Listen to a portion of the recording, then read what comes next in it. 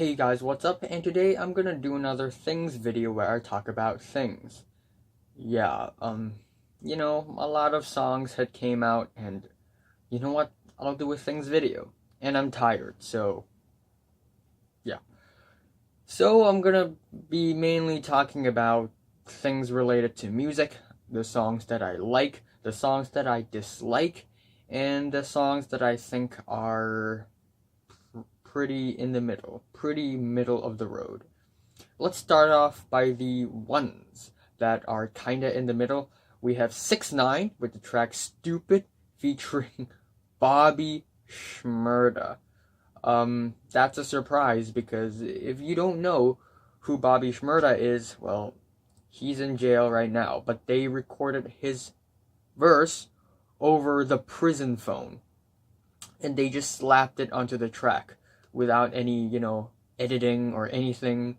So it to me it sounds hilarious, really. But the track overall, it's I guess it's a fun little scream banger, even though it's super generic and average, your average 6ix9ine song. Other than that, we have Courtney Barnett with the track Small Talk, which is a song for an upcoming compilation album for the record label, I think. And it's this very, I guess, very relaxing and lo-fi folk indie tune. It sounds pleasant, but it's not all that great as the previous Courtney Barnett singles. And then we have the track "Can't You See" from Fidlar. And this track is a strangely dreamy and psychedelic and soft psych rock track that I guess it would sort of act as a breather on their latest album, but who knows. But this track, it doesn't sound that bad. Also, we have the track "Isles" from Fleet Foxes. I know I didn't talk about it last time, so I'm gonna talk about it now. Fleet Foxes' "Isles", it's a B-side that's recorded many years ago.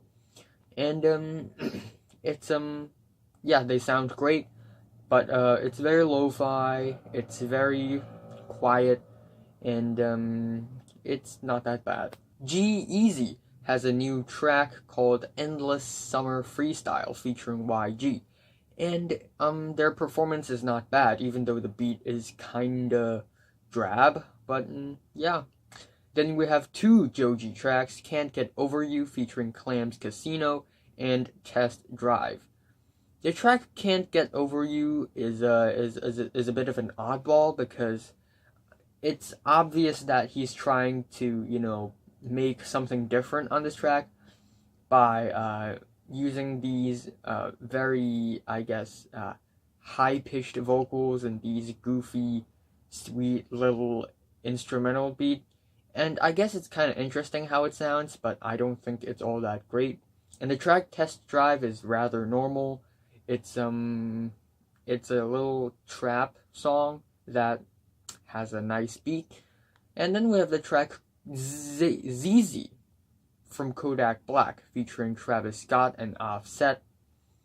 This track is not bad. Once again, Kodak Black sounds less annoying, and I like that. And I think the features from Offset is not that bad.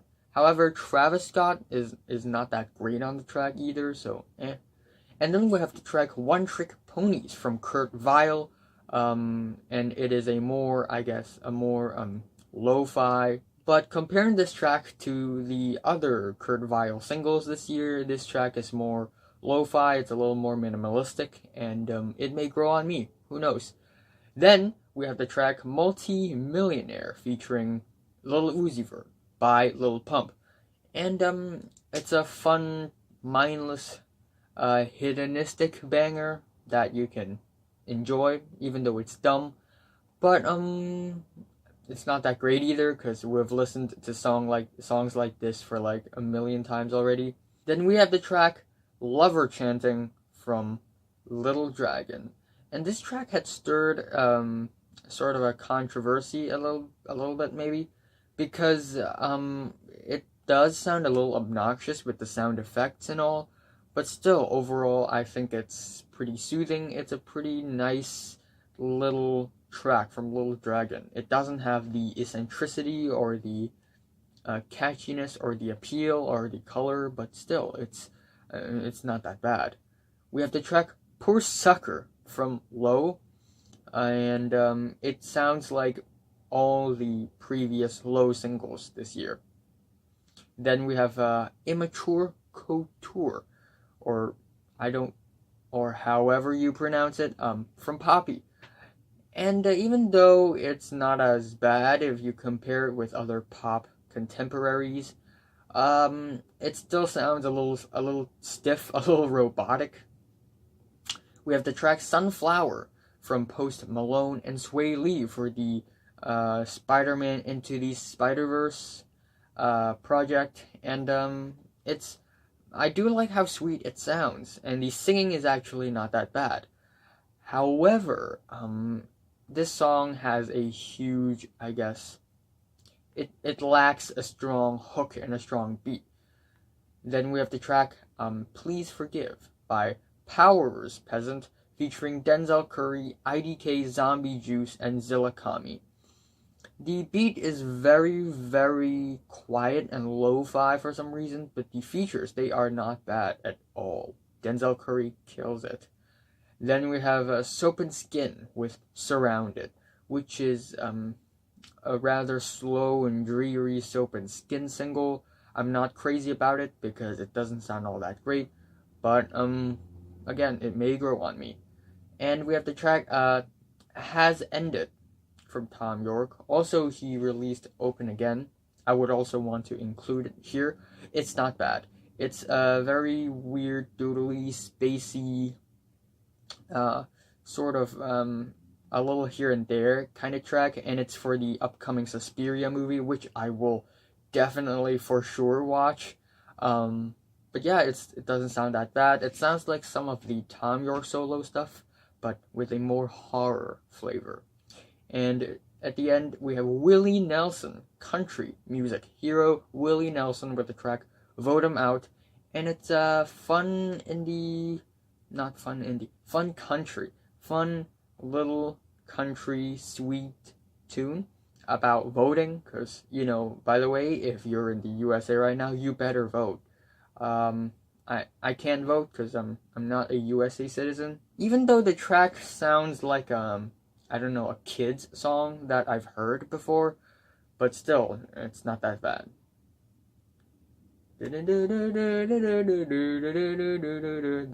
That's the song. It sounds like that. But anyway, let's talk about bad tracks.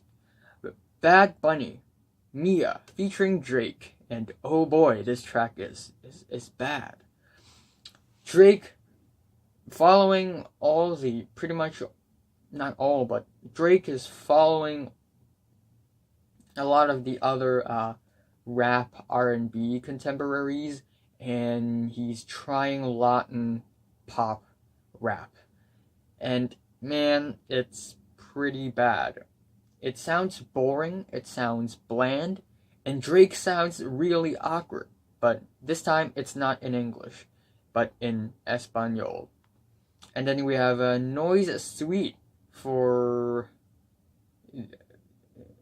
the Green Party by Cash McCombs, and it's a very messy blend of sounds, and I don't see the appeal of it. It's trying to be like avant-garde and all, but it's missing the point, man. And Greta Van Fleet with Anthem, damn. Like, if they're imitating Led Zeppelin in their loud rock songs, it's not as bad as this. This track is literally them imitating Led Zeppelin, but on a very soft and slow ballad, and it just sounds awkward and disgusting as hell. Then we have the track Without Me from Halsey, which is a cover of the Eminem track. I'm just kidding. It's pretty much the opposite of the Eminem track. It's very bland, Sounds very corny, and it sounds like any other stupid pop tracks out there. And then we have Joyner Lucas with I Love. I don't want to hate this track, but in fact, this track is actually quite bad because it sounds very bland, very generic. The beat is kind of obnoxious, and the performance is so. It's subpar, and then we have I hate to put it in this section, but Pewdiepie comes out with a T-Series diss track, and it's titled Bitch Lasagna. And yeah, what would you expect from a YouTuber diss track? You know, what would you expect? And at the end we have a Run the Jewels with Let's Go, the Royal We. And the beat is really bland and mundane, and LP, it sounds like he's phoning it in. And this track is for the, it's for the Venom soundtrack. But we have some good songs as well. Behemoth with Bartzabel, and it's a loud, savagery, freaky death metal track with a very strangely and surprisingly melodic chorus, and it sounds pretty good, not gonna lie. And this one is good. Charli XCX and Troye Sivan with 1999, and it's a really catchy and I guess smart and witty pop song. I don't care for the music video, not really, because it looks pretty dumb. But however, the music video, it's pretty smart as well. You know, them pretending to be on the Titanic in the movie. Charli XCX pretending to be Steve Jobs and all. Not Steve Jobs. Bill Gates. I'm so dumb. I'm sorry. Bill Gates. That's Bill Gates, right? Yeah. But yeah, the track 1999. It's fun. It's catchy.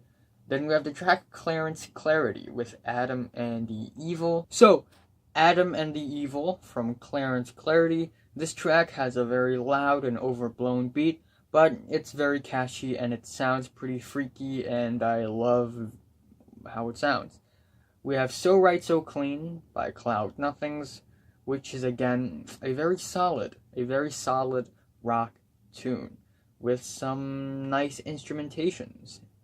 And we have the track Shit 'Em On from DJ Muggs and Rock Marciano. Or Marciano?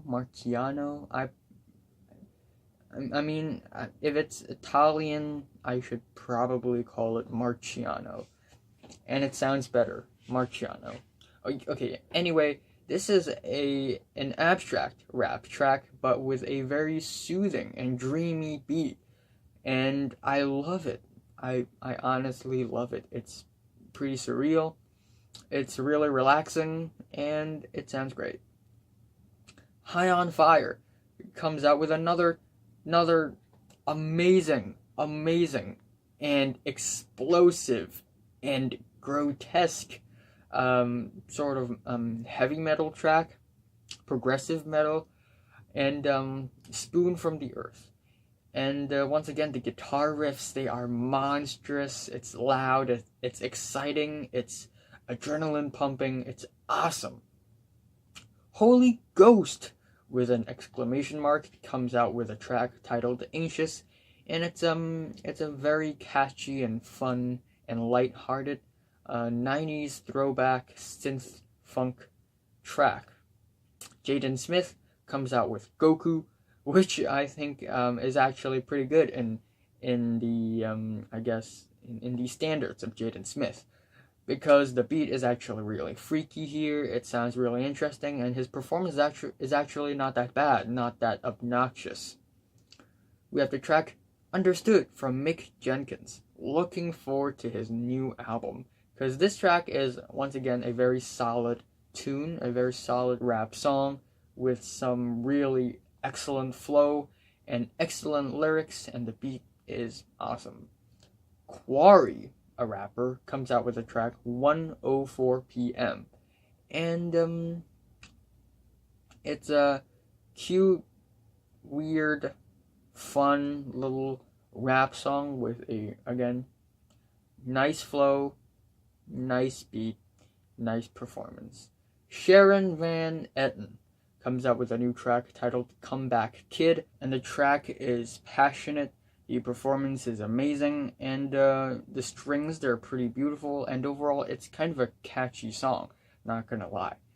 And Thom Yorke comes out with Volk, which is, I think it's probably the theme song, the theme for Suspiria, because it's in the trailer and all, but damn, even though it doesn't sound like it isn't some crazy, song or anything, it sounds fantastic. It sounds fantastic. These sound effects, like these I don't even know how did he create these sounds, but these bam bam bam bam bam bam bam bam bam bam bam bam. It's like it's warning us. It's like a warning. It sounds really horrifying, and I can't wait to see Suspiria. Viagra Boys comes out with Sports. Viagra Boys, it's a Swedish boy band. And the track Sports is a really hilarious, goofy, mindless track that's really fun because it's about sports, it's about cigarettes, and the performance is really funny, and I love it. It's very charismatic. And to end it off, we have the new Weezer track, Can't Knock the Hustle. Weezer, they're back once again, and this time it's a very nice, smooth blend of pop and rock, and it has this 90s vibe to it, which is awesome. And the song itself is actually really catchy and not as corny and as generic and as subpar as their last album, Pacific Daydream, and I look forward to their Black album. And then let's talk about some other things. First of all, Dance Macabre, song by Ghost, had finally released a video, and it's interesting. It's an interesting music video. Go check it out. Vec Mensa disses XXXTentacion on the BET Awards, which I think is really disrespectful because X's, death isn't that long ago, and I know we cannot simply forget about one's crimes and misconducts simply because they have passed away. But Vic Mensa should have given it some time. Then maybe a year or so after a person's death, people would probably still remember their misconducts. But still, it doesn't mean you could diss him on a freaking music awards. It's kind of disrespectful. And a documentary from Coldplay will be releasing very soon, and I guess I'm kind of looking forward to it. Coldplay, I don't know, I grew up with Coldplay. I know a lot of people may hate the band, but I love the band, okay? Yeah, their new material isn't that good, but their old material is awesome-tastic. And they're releasing a documentary talking about, their careers and stuff. So, yeah, A Head Full of Dreams is probably going to be their last record. So I'm probably going to look forward to some solo Chris Martin stuff. Or maybe they're quitting music, which would be very sad. Hopefully they don't. Hopefully they come back and make an awesome album that no one predicts. Who knows? But, I'm just rooting so hard for Coldplay, and I hope that they would somehow make themselves sound way, I guess, more experimental, way edgier, but at the same time way more eccentric. I just hope that Coldplay wouldn't turn into another one of those trashy, corny, cringy pop rock bands, but instead really expand it to something awesome, like what 21 Pilots did this year. And to end it off, we have the ending of the Shane Dawson series, The Mind of Jake Paul, and he sort of released this 1.5 hour long video of him and Jake Paul discussing. And I don't know, but like this video is sort of leading its viewers to believe that Jake Paul is a great person. In fact, I don't think Jake Paul is all that bad of a person, even though he had made some very, very stupid mistakes in the past. Saying the N-word and the whole "it's everyday bro" thing, and abusing Alyssa Violet. But I mean, this video it's sort of more against Logan Paul than against Jake Paul. So now I don't know, man. I don't know. And right here, it's green apple.